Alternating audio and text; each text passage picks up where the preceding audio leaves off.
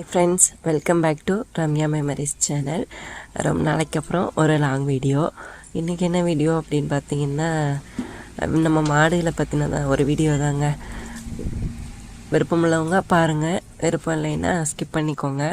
வாங்க இப்போ வீடியோக்குள்ளே போகலாம். மழை காலத்தில் தான் இந்த ஆடு மாடெல்லாம் வளர்க்குறதுக்கு விருப்பம் இல்லாமல் இருக்குங்க முன்னெல்லாம். ஆனால் இப்போ இந்த வெயிலில் எப்படி இதில் வச்சு சமாளிக்கிறதுனே தெரியல. மாடுகளை எடுத்துக்கிட்டிங்கன்னா, கன்று குட்டிகளுக்கெல்லாம் ஒரு 3 மாதத்துக்கு முன்னாடி அம்மை போட ஆரம்பிச்சதுங்க. அது பார்த்திங்கன்னா இன்னுமே சரியாகலை. இந்த மாடு இப்போ நான் வைக்கிறேன் பாருங்கள் தண்ணி, இதோட கண்டு இளங்கண்டு தான். அதுக்கு அம்மை போட்டு இறந்துருச்சு. ஒரு 4-5 கன்றுக்குட்டிகளுக்கு அம்மை போட்டுருந்துச்சு, எல்லாமே சரியாயிடுச்சு. இந்த மாட்டோட கன்று மட்டும் அம்மை போட்டு இறந்துருச்சு. சரி, எப்படிப்பா இது கன்றுக்குட்டி இல்லைன்னா இது வரைக்கும் நாங்கள் கன்றுக்குட்டி வச்சு தான் பால் கறந்துருப்போம். கன்றுக்குட்டி இல்லாமல் இந்த மாட்டில் பால் கறந்ததே கிடையாது. இந்த தடவை இப்படி தவிடு இன்னும் கொஞ்சோண்டு தண்ணியை தெளித்து கொண்டு போய் வச்சோன்னா அதை சாப்பிட்றதுலேயே பால் இறக்கிடுது. அது வரைக்கும் நமக்கு சந்தோஷம்தான். இல்லைன்னா என்ன செய்ய முடியும்? இந்த ஈத்து பால் நம்ம எதுவுமே எடுத்துருக்க முடியாது. தவிடு வச்சு கறந்து ட்ரை பண்ணுவோம் அப்படின்னு சொல்லிட்டு பார்த்தோம். சூப்பராக சமத்தான் நின்றுக்கிருச்சுங்க. என்னன்னே தெரியலைங்க, பெரிய மாடுகளோ இல்லை பெரிய கன்றுக்குட்டிகளோ அதுகளுக்கெல்லாம் அம்மை வரலை. அந்த வீட்டில் இருக்கிறதுலையே ரொம்ப இளங்கண்டா எந்த கன்றுக்குட்டி இருக்கோ அதுகளுக்கு தான் அந்த அம்மை வருது. நம்ம என்ன செய்வோம், அம்மைக்கு எனக்கு தெரிஞ்சு தடுப்பூசி போடுவாங்க. அப்போ என்ன செய்வோம், வீட்டில் இருக்கிற பெரிய மாடு கன்று அதுகளுக்கு போடலாம். ஆனால் இது என்ன செய்யுதுன்னா, அந்த போட்டு கன்றுக்குட்டி போட்டு 1 மாதம் 1.5 மாதம் அந்த மாதிரி கன்றுக்குட்டிகளுக்காக வருதுங்க. எல்லா கன்றுக்குட்டிகளுமே சரியாயிருச்சு. நான் ஒரு 5 கன்றுக்குட்டியாவது இருக்கும், எல்லாத்துக்குமே சரியாயிடுச்சு. இந்த மாட்டோட கன்றுக்குட்டி மட்டும் இறந்து போச்சு. சரி, இது ஒன்னோடையாவது போட்டோம் அப்படிங்கிற மாதிரி விட்டாச்சுங்க. பாருங்கள், தண்ணி அந்த தவிடெல்லாம் தின்னுட்டா அந்த வாளியை உடச்சிடணும். அந்த அளவுக்கு அது அந்த வாளிலாம் போட்டு கடிச்சிக்கிட்டு இருக்குங்க. பால் குறைஞ்சிருச்சு, அம்மை போட்டிருக்கு. இனி அடுத்து என்ன பிரச்சனை அப்படின்னு பார்த்தீங்கன்னா, இந்த சாணி பார்த்துக்கோங்க. மழை காலத்தில் தான் அப்படியே ரொம்ப தண்ணியாக போடும். அதை அள்ளுறதுக்கு அவ்வளோ சிரமமாக இருக்கும். ஆனால் இந்த வெயில் காலத்தில் முன்னெல்லாம் நானே க்ளீன் பண்ணி விடுவேன். பெரும்பாலும் யாரோட ஹெல்ப்பும் கூட எதிர்பார்க்க மாட்டேன்.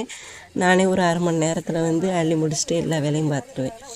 ஆனால் இந்த வருஷம் பார்த்திங்கன்னா அப்படியே தண்ணியாட்டம் பார்த்துக்கோங்க. சாணிலாம் அள்ளவே முடியலை, சொல்கிறதுக்கு ஒன்றும் இல்லை. அந்த அளவுக்கு. ஏன்னா இந்த வெயில்னால மாடுக அந்த அளவுக்கு ஒரே தான் கழியுது பார்த்துக்கோங்க. சாணின்றதுமே கொஞ்சம் பிரச்சனை தான். அதுக்கே 2 பேர் அள்ளுறோம். அப்படி இருந்துமே 1.5 மணி நேரம் கிட்ட ஆகுது பார்த்துக்கோங்க. எல்லாம் அள்ளி முடித்து அந்த கொட்டமெல்லாம் கூட்டி எடுக்கணுன்னா 1.5 மணி நேரமாவது ஆகுது. எத்தனை பிரச்சனை வந்தாலும் சமாளிக்க வேண்டியதான். இது எல்லாத்துக்குமே ஒரு தீர்வு மழை பெஞ்சிச்சின்னா கண்டிப்பாக எல்லாமே மாறிடும். மழை சிவகங்கை மாவட்டத்தில் என்னைக்கு பெய்யுதுன்னு தெரியல. மழை பெஞ்சால் ஷேராக மாறிடும்னு நம்புகிறோம். இது ஒரு ஈவினிங் விளாக் தாங்க. ஈவினிங் டைம் தான் ஷூட் பண்ணியிருந்தேன். பால் கறக்கிற வேலையெல்லாம் முடிச்சுட்டு அதுக்கப்புறம் தான் இப்போ தண்ணியெல்லாம் வைக்கிறது. உங்களுக்கு தெரியும், நம்ம மாடுகளுக்கு கஞ்சி தான் காய்ச்சி ஊற்றுறோம். 2 வேளையுமே காய்ச்சிடுவோம். காலையில் சாயங்காலம் 2 வேளையும் காய்ச்சி மாடுகளுக்கு ஊற்றிடுறதுங்க. இந்த 3 பொருள் தான். ஃபஸ்ட்டு கஞ்சி, அதுக்கப்புறம் தவிடு, கோதுமை தவிடு தான் நம்ம போடுறது. அது கூடவே எள்ளு புண்ணாக்கு, இந்த 3 பொருளும் போடுறோம் பார்த்துக்கோங்க. நம்ம மாடுகை இது தான் எடுத்துக்கிறதுங்க. ஓரளவு அதுங்களோட ஃபிட்னஸ் ஓகேவாக தான் இருக்குது. என்னோட கருத்து, இந்த கஞ்சி ஊற்றக்கூடாது, மாடுகளுக்கு கழனி தண்ணி இதெல்லாம் வைக்கக்கூடாது அப்படின்னு சொல்கிறாங்க. வில்லேஜை பொறுத்த வரைக்கும் பெரும்பாலும் இப்படி தாங்க இது பண்ணுறோம். அது நம்ம மாடு பெரும்பாலுமே இந்த நாட்டு மாடுகளில் கிராஸ் அந்த மாதிரி தான் வச்சுருக்கோம். ஹெச்எஃப்ஓ இல்லை சிந்து அந்த மாதிரி ஒரிஜினல் ஜாதி மாடு அந்த மாதிரி மாடெல்லாம் எதுவுமே கிடையாது. ஸோ பிரச்சனை கிடையாது. இந்த கஞ்சிலாம் ஊற்றும்போது செனை பிடிக்காது அப்படிங்கிற பிரச்சனையெல்லாம் சொல்கிறாங்க. எங்கள் மாட்டில் அந்த மாதிரி பிரச்சனைகள் நாங்கள் பெருசாக சந்திக்கலைங்க.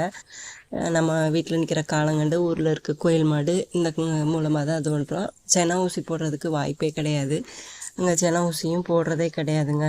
தண்ணி வைக்கிற டைம் பார்த்தீங்கன்னா மாடெல்லாம் அப்படியே ஒரே எக்ஸைட்மெண்ட்டாக இருக்கும். அடுத்து நமக்கு தான் அப்படின்னு சொல்லிட்டு அப்புறம் அவங்க அம்மா குடிக்கிறாங்களாம், இவங்களும் சேர்ந்து அந்த வாளிக்குள்ளே தலையை விட்டு 2 பேரும் சேர்ந்து குடிப்பாங்க. இதெல்லாம் பார்க்குறதுக்கு கொஞ்சம் நல்லா இருக்குங்க. ஆனால் ஒரு சில நேரம் தண்ணியை தட்டி விட்டுருங்க. அந்த டைமில் கொஞ்சம் டென்ஷன் ஆகும். பெரும்பாலும் சமத்தா 2 பேருமே சேர்ந்து குடிச்சிருவாங்க. இவங்கெல்லாம் தண்ணி குடிக்கிறத பார்த்துட்டு இன்னும் 2 பேர் பாருங்கள், எப்படா எங்களுக்கு வப்பியை வேகமாக கொண்டு வாங்கன்னு சொல்லிட்டு விட்டால் அத்துட்டு வந்துடுவாங்க. அந்த அளவுக்கு இழுத்துக்கிட்டு இருந்தாங்க. சரி இதையும் கொண்டு போய் வச்சிடலான்னு சொல்லிட்டு ஒன்று கலக்கி போய் கொண்டு போய் வச்சுக்கிட்டு இருந்தோங்க. தண்ணி வைக்கிறதுக்கே எப்படி ஒரு 1/2 மணி நேரமாச்சும் ஆகுங்க. எல்லா மாட்டுக்கும் கலந்து ஓஸ்லாம் கொண்டு போய் அங்கே போடுறது கிடையாது. ஒரே இடத்துல தண்ணி பிடிச்சி வச்சுருப்போம். அந்த இடத்துல கலந்து தூக்கி கொண்டு போய் வைக்கிறது. இந்த மாடை பற்றி பேசலாம். இவங்க தலையிட்டுங்க கண்ணுக்குட்டி போட்டாங்க. போட்டு கொஞ்ச நாள் வரைக்கும் பாலே கறக்கலை. ஏன்னா அதில் பாலே கிடையாது, கண்ணுக்குட்டிக்கு மட்டும்தான் இருந்துச்சு. சரி கொஞ்சம் பால் இருக்குது, கண்ணுக்குட்டி கழிய ஆரம்பிச்சிச்சுன்னு சொல்லிட்டு ஒரு 700 800 அந்த மாதிரி பால் கறந்துக்கிட்டு இருந்தோங்க. திடீர்னு மறுபடியும் ஒரு பிரச்சனை. இந்த கண்ணுக்குட்டிக்கு ஃபுல்லாக உடம்பு ஃபுல்லாக அம்மா போட்டுருச்சுங்க. அதனால் மறுபடியும் பால் கறக்கிறத நிப்பாட்டியாச்சு. 1 லிட்டருக்குள்ளே தான் பீச்சிரும், அதை கண்ணுக்குட்டியே குடிக்கட்டும் அப்படிங்கிற மாதிரிக்க இந்த மாட்டில் இப்போ பாலே கறக்கிறது கிடையாது. ஃபுல்லாக கண்ணுக்குட்டியை கொடுத்தோம். அதனால தான் கண்ணுக்குட்டியை காப்பாற்ற முடிஞ்சது. கண்ணுக்குட்டிக்கு பாருங்கள், ஃபஸ்ட்டு அம்மா போட்டிருந்துச்சா புள்ளியாக, இப்போ ஓரளவு உடைய ஆரம்பிச்சிருச்சு. இந்த கண்ணுக்குட்டி இப்போ சூப்பராக இருக்குதுங்க, எல்லாமே க்யூர் ஆயிடுச்சு. அப்புறம் இந்த கண்ணுக்குட்டி பாருங்கள், இவங்களுக்கும் அம்மா போட்டிருந்தது. இதோட மூக்கு பாருங்கள், உங்களுக்கு டிஃப்ரெண்ட் தெரியும். இதில் பார்த்திங்கன்னா மூக்கு உள்ளே போட்டிருந்துச்சு பார்த்துக்கோங்க. ஒரு சைடு மூக்கே உடஞ்சி அப்படி வீங்கி இதாகிருச்சு. உங்களுக்கு தெரியுதான்னு பாருங்கள். நார்மலாக இருக்கிற இன்னொரு கண்ணுக்குட்டியோட மூக்கை காமிக்கிறேன். இதோட மூக்கையும் பாருங்கள். இதுக்கு பாருங்கள் மூக்கு எப்படி அழகாக இருக்கா 2 சைடும். அந்த கண்ணுக்குட்டியோட மூக்கு பாருங்கள். இந்த லெஃப்ட் சைடு அதுக்கு கொஞ்சம் ஹோல் வேறு மாதிரி இருக்கும். ஏன்னா புண்ணு அதை சரி பண்ணுறதுக்குள்ளே பெரும்பாடாயிருச்சு. இப்போ பாருங்கள், அதெல்லாம் சரியாயிடுச்சுன்னா அதுகளுக்கு எந்த பிரச்சனையுமே கிடையாது. நார்மலாக மற்ற கண்ணுக்குட்டியை மாதிரி அவங்களும் ஆயிடுவாங்க. அம்மையெல்லாம் இப்போ 2-3 வருஷமாக நாங்கள் பார்த்துட்டு தாங்க இருக்கோம். அதுவும் வரும், சரியாயிடும். பட் இந்த கண்ணுக்குட்டிக்கு வந்திருக்கு பாருங்கள், கீழே அப்படி தொங்குற மாதிரி இருக்கா. இதுக்கு பேர் மண்ணக்கட்டுன்னு சொல்லுவாங்க. நான் இது வரைக்கும் ஆட்டுக்குட்டிகளுக்கு தான் பார்த்துருக்கேன். ஃபஸ்ட் டைம் இந்த கண்ணுக்குட்டிக்கு வந்திருக்கு பாருங்கள். நெக்ஸ்ட்டு ஆடுகளை பற்றி பேசலாமா? இந்த ஆடு நிற்கிற பொசிஷனை பார்த்தீங்களா? இவங்களுக்கும் உடம்பு சரியில்லை. என்னன்னு கேட்டால் இந்த வெப்ப தாக்குதல் அப்படின்னு சொல்கிறாங்க. இதுக்கு நிறைய ட்ரீட்மெண்ட் பண்ணியாச்சு, மருந்தெல்லாம் போட்டாச்சு. ஆனால் எல்லாமே செய்யுது, நல்ல மேயுது, தண்ணி குடிக்குது, ஆசை போடுது, எல்லாமே செய்யுது பார்த்துக்கோங்க. ஆனால் என்ன செய்யுது, உடம்பு இப்படியே புண்ணுன மாதிரி வச்சுக்கிட்டு காலையில் சாயங்காலம் ஒரு மாதிரி புல்லரிச்சு போய் நிற்கிதுங்க. உங்களுக்கு தெரியும்னு நினைக்கிறேன். அந்த ஆடும் இப்போ மற்ற ஆடுகள்லாம் பாருங்கள், நார்மலாக ஓகேவா இருக்கா. அந்த ஆடு மட்டும் எப்படி நின்றுச்சு, ஏன்னா அந்த ஆட்டுக்கு தான் ஃபஸ்ட்டு இந்த இது வந்துச்சு. உடனே மெடிக்கலில் மருந்து வாங்கிட்டு மற்ற ஆடு எல்லாத்துக்குமே போட்டாச்சு. ஸோ அதனால் மற்ற ஆடுகளை நம்ம காப்பாற்றியாச்சு. அதுகளுக்கு அந்த மாதிரி பிரச்சனையெல்லாம் எதுவும் வரலை. இன்னொரு இது காட்டுறேன் பாருங்கள். இந்த ஆடுக்கும் அந்த மண்ணக்கட்டு பிரச்சனை. இதுவும் மருந்து போட்டால் அந்த இது குறையுது. அது கழுத்துக்கு கீழே பாருங்கள், அந்த நாடி எப்படி வீங்கி இருக்குதுன்னு. மருந்து போட்டால் குறையுது, மறுபடியும் வருது. ஆனால் அதனால் பிரச்சனை கிடையாது. இந்த ஆட்டுக்கு பாருங்கள், அந்த மாதிரிலாம் எதுவும் கிடையாது. ஒரு 2-3 ஆடுகளுக்கு இந்த மண்ணக்கட்டு வர சரி பண்ண அப்படி இருக்கிறோம். அந்த ஆடு ஒரு மர ஆடு நின்றுச்சு பார்த்தீங்களா, அதுக்கு மாத்திரம் எங்களால் இன்னும் சரி பண்ணவே முடியலைங்க. ஆனால் அதுக்கு எந்த பிரச்சனையும் கிடையாது. எல்லாமே இது ஆசை போடுது, எல்லாமே செய்யுது. இது எல்லாத்துக்குமே மழை பெஞ்சிச்சுன்னா கண்டிப்பாக நிலமை மாறும். ஃப்ரெண்ட்ஸ், இந்த வெயில் காலத்தில் எங்களோட மாட்டுக்கட்டுத்தரையில் நாங்கள் என்ன மாதிரி ப்ராப்ளம்லாம் ஃபேஸ் பண்ணிக்கிட்டு இருக்கோங்கிறத உங்கள்கிட்ட ஷேர் பண்ணியிருக்கேன். இதுக்கான தீர்வு உங்களுக்கு தெரிஞ்சிச்சுன்னா மறக்காமல் கமெண்ட்ஸில் சொல்லுங்கள். நாங்களுமே ஃபாலோ பண்ணுறோம்.